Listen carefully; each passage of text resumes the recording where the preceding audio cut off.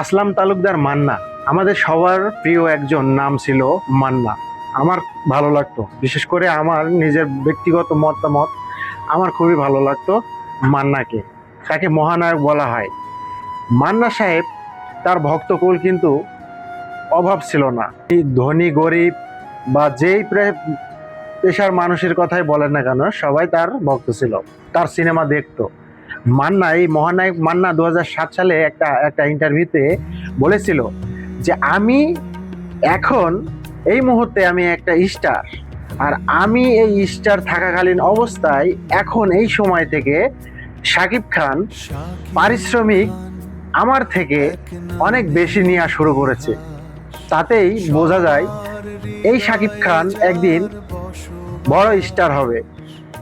তাকে কেউ বাধা দিতে পারবে না এবং তাকে কেউ পেছনে ফেলতে পারবে না, ধরে রাখতে পারবে না।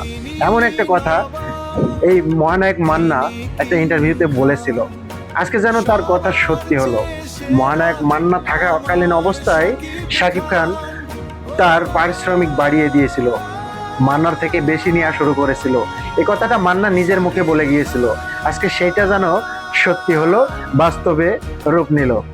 আর মহানায়ক মান্না যে কথাটা বলেছে, এই কথাই আপনাদের কি মনে হয় যে তিনি বুঝতে পেরেছিল যে আজকে শাকিব খান আসলেই বড় কোনো স্টার হতে হবে?